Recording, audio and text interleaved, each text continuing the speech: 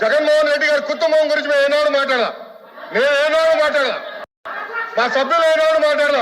కూర్చోండి. శాసనసభ సాక్షిగా మా తల్లిని అవమానిస్తే కూర్చోమంటారా? ఆంధ్రప్రదేశ్ అసెంబ్లీ సమావేశాలు జరుగుతున్నాయి కదా. ఈరోజు శాసనమండలిలో నారా లోకేష్, మినిస్టర్ నారా లోకేష్ విశ్వరూపం ప్రదర్శించారని చెప్పచ్చు. ఎందుకంటే గతంలో వైసీపీ పాలనలో తన తల్లిని అవమానించారు. వైసీపీ నేతలు అందరూ తన తల్లిని అసెంబ్లీ సాక్షిగా అవమానించారని అగ్గి మీద గుగ్గిలం అయ్యారు.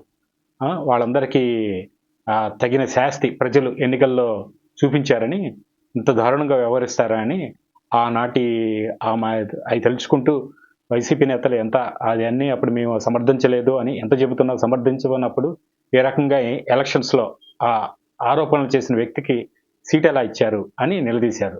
మొత్తానికి నారా లోకేష్ యొక్క కోపాన్ని చూసి అందరూ ఆశ్చర్యపోయారు. ఇంత సౌమ్యంగా మామూలుగా మాట్లాడే వ్యక్తిలో ఇంత ఆవేశం దాగుందని. అంతేగా తల్లిని అవమానిస్తే ఎవరికైనా బాధగానే ఉంటుంది.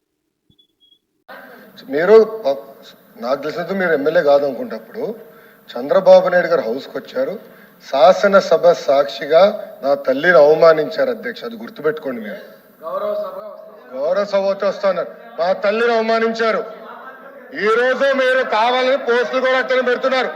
మా తల్లిని అవమానించారు. ఆ రోజు మీకు గుర్తురాదా? ఎన్ని ఎక్కడ అవమానించలేదు సార్, ఎక్కడ అవమానించలేదు. మీరు ఎట్లా మాట్లాడారో, మీరు ఉన్నారా హౌస్ లో? మీరు ఉన్నారా హౌస్ లో?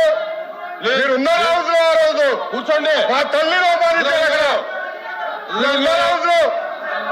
షర్మిల గారిని అవమానిస్తారు, విజయలక్ష్మి గారిని అవమానిస్తారు, మా తల్లిని అవమానిస్తారా?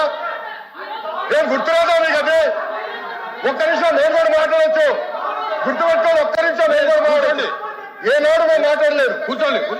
ఏనాడు జగన్మోహన్ రెడ్డి గారి కుటుంబం గురించి మేము ఏనాడు మాట్లాడాల, నేను ఏనాడు మాట్లాడాల, మా సభ్యులు ఏనాడు మాట్లాడాల. కూర్చోండి. శాసనసభ సాక్షిగా మా తల్లిని అవమానిస్తే కూర్చోమంటారా? కూర్చోమంటారా?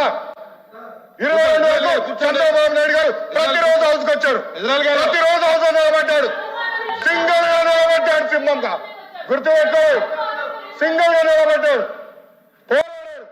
ఆ రోజు మా తల్లిని అవమానించారు కనుకనే బాధ నడుచుకోలేక సభ బైకాట్ చేసి బయటకు వెళ్ళారు.